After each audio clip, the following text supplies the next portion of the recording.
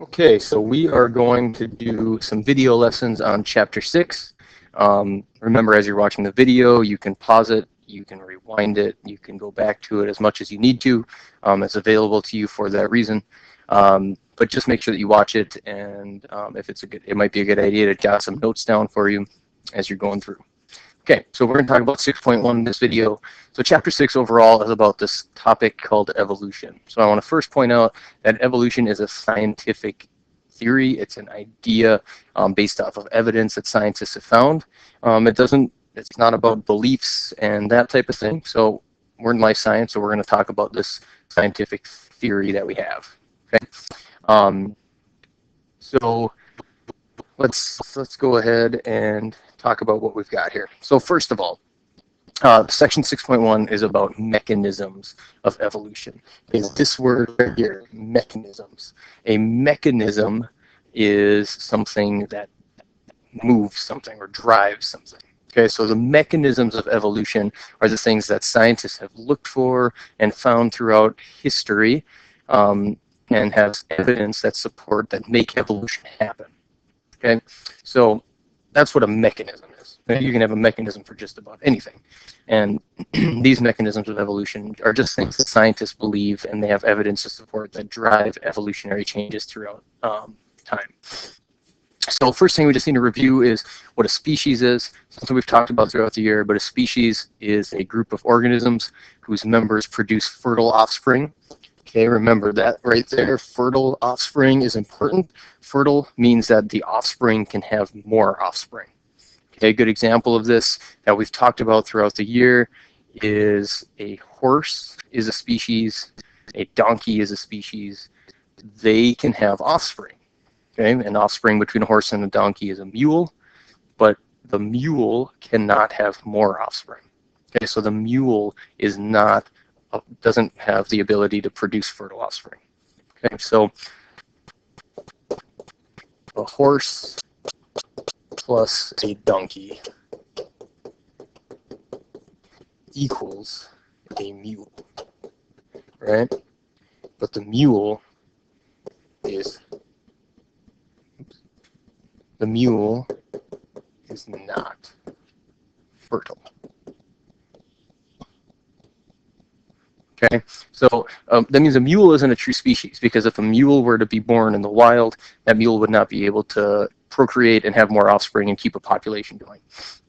You know, understanding what a species is and this whole thing with fertile offspring is really important when we're talking about evolution, because evolution is all about offspring getting traits and passing those traits on. Okay, so the whole deal with evolution, and again, this is a scientific theory. Scientists believe that all organisms have changed over time and are still changing today.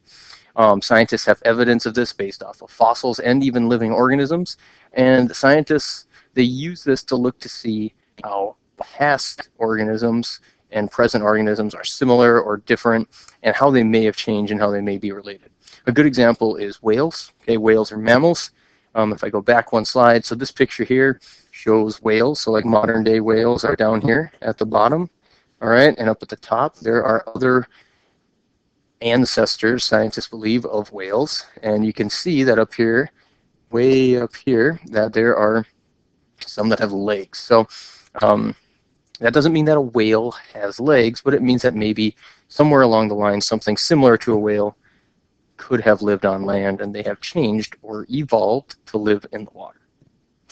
Okay, so the whole thing with evolution, the definition for evolution is the change in hereditary features of a species. So hereditary, that means genetic. Just like we've been talking about in the last chapter, genetics are things that are passed on. Okay, so only traits that are controlled by genes can be passed on to offspring, just like we've been talking about in chapter 5. Okay, so the example here, if a person has black hair and they dye their hair green, like this individual, if he dyes his hair green, their offspring will have black hair and not green hair. Okay, the reason is because even though this guy, who apparently really likes St. Patrick's Day, even though he changed his physical appearance, he changed his phenotype, just because you dye your hair, that doesn't change your genetics. That doesn't change your genotype. Okay, and your genotype is what gets passed on to your offspring. Okay, that's why individuals tend to look similar to their parents. Okay, so that's me and my daughter taking a nap, and they intend to share some traits to their parents because the genotypes, the genetics, are what's passed on. And this is a key part to understanding evolution, and we'll come back to that later on. Okay, before we get to understanding that part of evolution, we need to talk about a very important scientist. Okay, his name is Charles Darwin. Maybe some of you have heard of Charles Darwin, but Charles Darwin is credited with developing this modern theory of evolution, and he did it in the mid-1800s. And so this is a pretty long time ago. Now, Darwin was from England, and in the mid-1800s, he decided that he wanted to go on a trip around the world. Okay, and he was a life scientist. He wanted to observe plants and animals from all over the world. And he took his boat, which was the HMS Beagle. That's the boat that he took. And he went around the world. So he crossed the Atlantic Ocean, and he came over here to the Caribbean and to South America.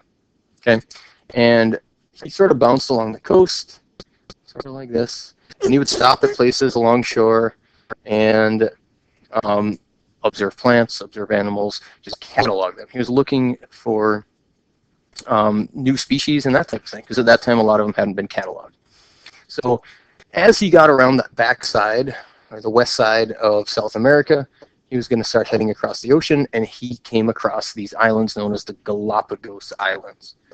Okay, the Galapagos Islands, you maybe have heard of those, are very famous islands where he made most of his big discoveries around natural selection. Okay, and the idea that he came up with is the theory of natural selection, right here. Very important to know. Okay, so the natural selection theory says that organisms with traits that are best suited to survive, okay, those organisms survive, and then they pass on those traits, or they reproduce. Now that sounds kind of complicated, but if you think of it from common sense standpoint, if an organism survives, that means it has good traits. And if it has good traits, those traits are going to get passed on to its offspring. Okay, that's what natural selection says. All right? But the big thing here is that evolution by natural selection is driven by changes in the environment. Okay, it's the organism's environment that drives these changes.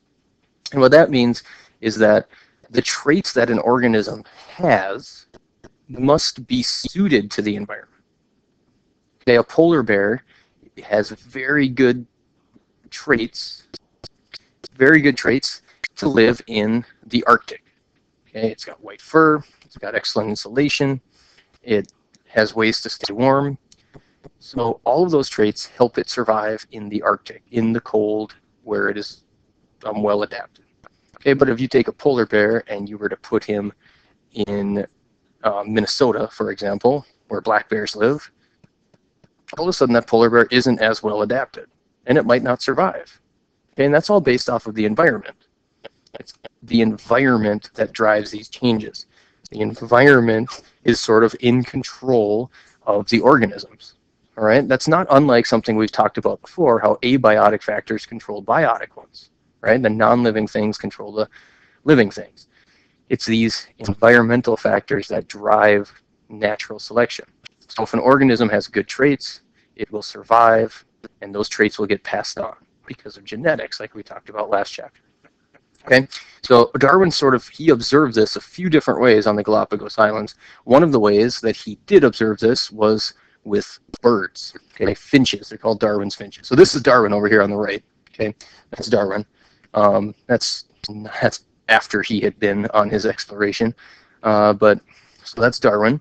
And these are some examples of the finches. So if you notice in the top picture up here, if you notice up here, these birds are all similar, but they have a difference. Their beaks are all a little bit different. Okay, so what he found on the Galapagos Islands was that the islands were all a little bit different in the types of seeds that the finches could eat. Okay, and some birds had bigger beaks, right, like this. Some had smaller pointy beaks. Okay, there were different variations of this beak trait. Okay, kind of like an allele, like we had been talking about last chapter. And what he found was some places had a bunch of birds with a big beak, because those beaks help those birds eat certain seeds. Other places, there were birds with smaller pointy beaks, because those beaks help birds to eat different kinds of food that was more available. So wherever there was, wherever the birds were more successful at eating, those beaks were most common. Okay. Again, the traits that are most successful are the traits that are going to be passed on. So if this bird right here with the small beak is able to eat the food that's available, that bird is going to be healthy, that bird is going to reproduce, and its offspring are going to have similar beaks because it passes those traits on. If this bird with a big beak, okay, if this one here, if there's no food that suits that beak, that bird is going to not survive because it will be hungry and it'll probably die. So then over time, that type of beak will become less common and the small beak will become more common. Okay, that's what Darwin observed. That's the idea behind natural selection. The traits that are the most successful survive and become more and more common because it keeps getting passed on. All right? And this is a big component of this is this variation. I mentioned that word just a moment ago. Variation are just differences in traits. Okay, that's what makes things different, or organisms different. Humans are different. We have a lot of variation within our population. Okay, some variations can be really small, like hairline, or some of them can be large. For example, albino deer, like this individual in the picture here. And those variations, some of them are helpful, some of them are not helpful. And as the variations that are helpful will help an organism survive, those variations become more and more common. Okay, albino deer are not common. Okay, they're not common because they don't survive very long. They can't hide. There's other issues with albinism that make it difficult for them to survive. So because they're not common, you don't see them very much. Okay? Because they don't live long enough to pass those traits on. Now, it's important to remember something else that we've talked about a lot this year is that variety is very important for a species because it helps provide stability. Remember, if everything has the same strength or the same weakness, then a whole population can get wiped out pretty easily. So having small variations are helpful, okay? And that's what leads to this natural selection. Because if a population is all the same, they can become then we can end up with all the same strengths. So we don't want to have the same weaknesses. And that's bad. And that's something we've talked about a lot this chapter already. And the other thing about this variety is variety can eventually lead to a new species. So if there's a variety that is most successful for a long time, then that variety can become most common, and then it can even lead to an entirely new species over a long time. Okay? So variation, that's what leads to natural selection. There has to be variety because it keeps populations stable, and it also leads to natural selection. Okay, now the way that variations come up are through mutations. Mutations, again, are something that we talked about last chapter. Those are changes in the DNA plan. If a DNA plan gets changed, that's called a mutation, and that mutation can be good or it can be bad. Okay? Again, just like all variety can be good or it can be bad. But that's how these changes come up. That's how organisms change, and that can happen just through the random mix-ups with DNA. So that's what a variation is caused by, a mutation. Now, an adaptation, this word right here. You've probably seen this word or heard this word before, but an adaptation is a variation that is good. Okay? It makes an organism better able to survive. That's what a good variation is called. So in the picture here, there's an adaptation that's very common. It's camouflage. So right here, we have a little owl, and over here we have an owl. Camouflage is a great adaptation for survival. Okay, if these owls were pink, that would be a bad adaptation or a bad variation, and those owls probably wouldn't survive. But camouflage is a good variation. So that's called an adaptation. It makes it able to survive. So these owls, because they can hide, that allows them to survive and reproduce and eventually pass that trait on. So their baby owls would probably also have the same camouflage. Okay? So again, natural selection is this theory that organisms with good traits survive. Those good traits get passed on through genetics, and then the offspring have those traits. Over time, the good trait becomes more and more common because it helps the organism survive. That's what drives evolution. But it has to happen within the environment. The traits are good in certain environments. Okay, so over time, there ended up being 4 rules for natural selection. Number 1, organisms produce more offspring than can survive. And what that means is that, for example, a fish is going to lay hundreds of eggs. That doesn't mean that there will be hundreds of baby fish that survive, because some of those baby fish won't hatch. Some of those baby fish will get eaten when they first hatch and they're small. Okay, so that, but by having a lot of eggs, that allows more fish to survive in the long run. Okay, helps keep the population going.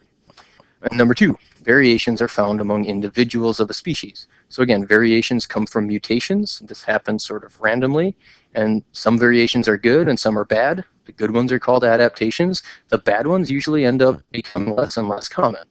Okay, but variation is common among species. So number 3, kind of talked about it. Some variations allow individuals of a population to survive and reproduce. Okay, so again, these would be good variations. Good variations are known as adaptations.